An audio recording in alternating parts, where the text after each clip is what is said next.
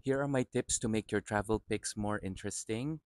Holy Week na ngayon, long weekend, so malamang nasa vacation na kayo. So I'm so happy for you. Pag nasa bakasyon, ibig sabihin maraming photos. Tong TikTok na to will help you avoid yung mga pet peeves sa travel pics kasi nag-TikTok live ako kagabi. Let's start yung first pet peeve na sinabi ng TikTok community yesterday. Picture na katabi yung name ng resort, name ng hotel, name ng tourist spot, tapos ikaw na nagpapa-cute, tinuturo ng kamay mo na ito.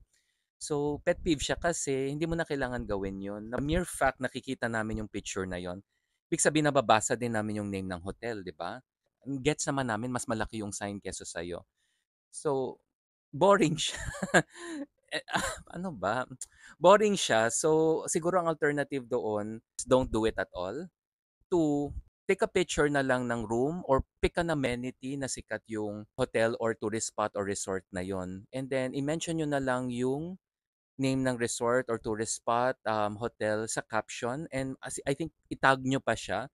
Katulong ka pa sa resort. Might as well mention the staff kung may tumulong sa'yo. That way, nakatulong ka pa doon sa empleyado instead na yabang lang nakatabi mo lang yung sign, di ba? Based from the TikTok community, a pet peeve that they observe, yung mga naka-hands raised, yung nakataas ang kamay, nasa dagat. Tapos yung both hands nakataas, parang hino-hold up.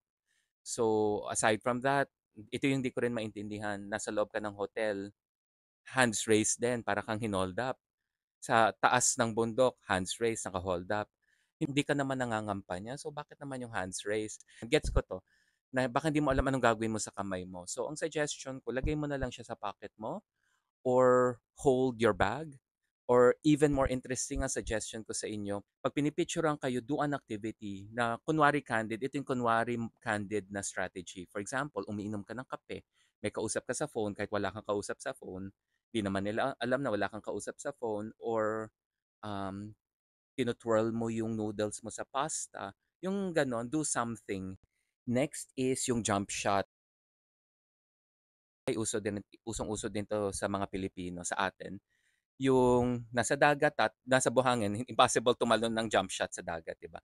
Nasa seashore siya tumatalon. Hindi ko alam bakit kailangan tumalon, wala namang pating, 'di ba? So nasa taas ka ng bundok, magja-jump shot. 'Yun yung I think ang motive ko talaga for talking about this jump shot. Delikado siya. Pero kung nasa cliff ka, nakita ko 'yun sa isang shot ng hindi ko siya friend. Um, kaya ko siya hindi friend, mga ganyan yung mga shots mo eh. Taas ng cliff tapos nag-jump shot ka, and alam kong cliff talaga yon kasi point yung basta delikado yon eh. Suggestion ko, mag-emote-emote ka na lang, maganda rin naman yung shot mo. Upo ka, umemote ka, safe ka pa. Or kung gusto mo nakatayo, ako afraid ako of heights, emote ka na lang tapos yung background mo yung sea of clouds. Next na pet peeve ng sabi ng TikTok community is yung photo dump. Ano ibig sabihin ng photo dump? Ay nako, marami akong kilalang ganito. Yung live sa vacation, day one pa lang ha, maraming kukuning shots, 100 shots, i-dump niya sa FB yung 100 shots na yon. Kahit blurry, kahit mali, or shots yon, nung 50 shots of the same face, ang selfie niya, pa-post pa rin niya. I mean, I don't think nag-iba yung mukha mo in 5 minutes, 'di ba? So I think one face shot, a few selfies, okay na yon. Or kung magse-selfie ka, iba-ibahin mo naman yung location. Pero yung nasa restaurant ka, pinicturan mo na sarili mo 50 times, tapos pinicturan mo pa bawat ulam. I like seeing my friends happy, other people happy, pero OA yung 100 shots. Medyo OA na talaga yon. Suggestion ko sa inyo is mag-variety kayo. Kunwari day one ng vacation nyo, take a picture, nasa beach. Kunwari nasa beach, ibang tao naman feature mo, pero make sure hindi strangers yon at may paalam ka sa mga friends mo. So dagat, clouds, picnic table, kinakain, kumakain, lumalangoy. Wag yung parang lahat picnic table, 100 shots. Next is yung privacy. Ito ay mahina tayo mga Pinoy dyan sa privacy, and I think cultural yan. Mahina yung line natin between what's public space and private space. When you take pictures, nasa beach tayo ha, naka-swimsuit lahat. When you take pictures, be considerate, respectful, and sensitive sa privacy ng iba. And ayoko ng mga haters na sabihin, may karapatan kaming kunan yung iba. Nasa beach tayo, so kung naka-swimsuit ibang tao, alangan namang naka-formal gown, di ba? Wag nyo akong, ayoko, wag yon. So ang point nito is, yes, Other people chose to be in a public space, but it doesn't mean it is ethical and respectful na i-picturean sila. And I know may batas tayo ngayon ng privacy sa pictures eh. So let's be sensitive and respectful. Be extra sensitive taking pictures of kids while you're on vacation, especially kids na naka-swimming attire.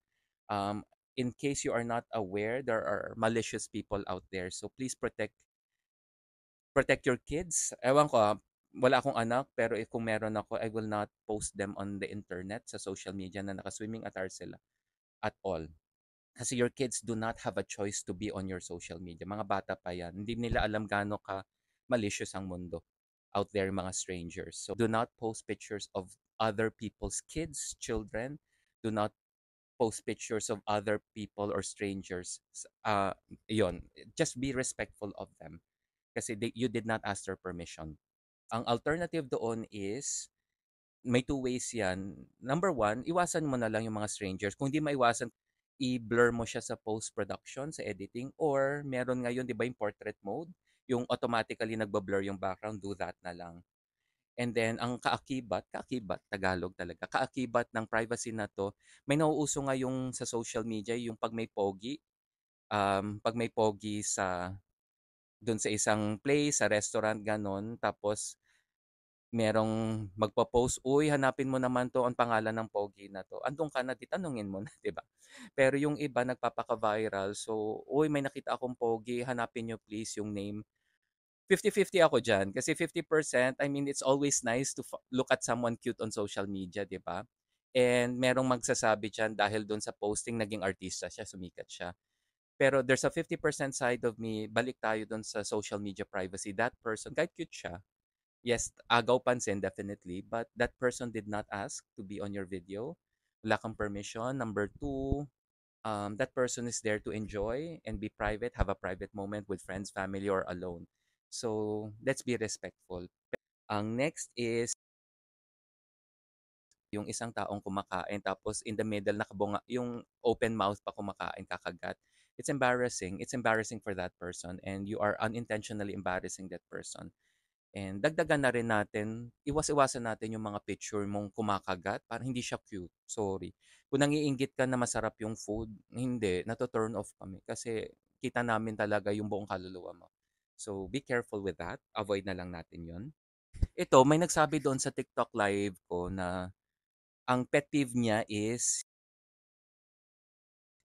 yung nagma-My Day ta's wala ka nang makita sa picture kasi puro stickers and GIF. Ano yung GIF? How do you pronounce it? GIF or GIF? Yung parang mga moving graphics. Agree ako diyan kasi minsan may nag-post, 'di ba, ng magandang food, yung restaurant na hindi ko mapasukan. Pinununan niya ng mga words, pinununan niya ng sticker, pinununan niya ng mga yum yum yum, mga kumakagat na pa-cute na cartoons. Wala na ako nakitang food.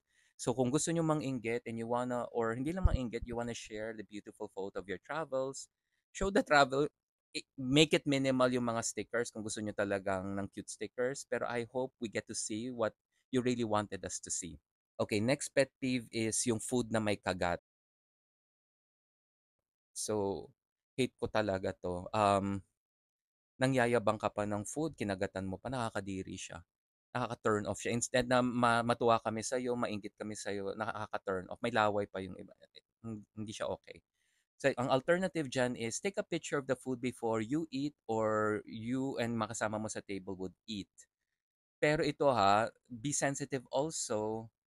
Hate ko rin yung mga yung mga food vloggers na akala mo sila yung bida. Kung may kasama ka sa table, please be respectful of the people. They want to eat also. So, bilisan mo naman and sorry, be sensitive. Alam ko marami kang shots. Be sensitive not just to the people eating, to the chef and the kitchen people who made sure na cook the food well and cook the food warm. Tapos magko-complain kayong mga food vlogger na bakit malamig and tagal mo kasing kumuha. Gusto mo lang maging viral saying the food is cold.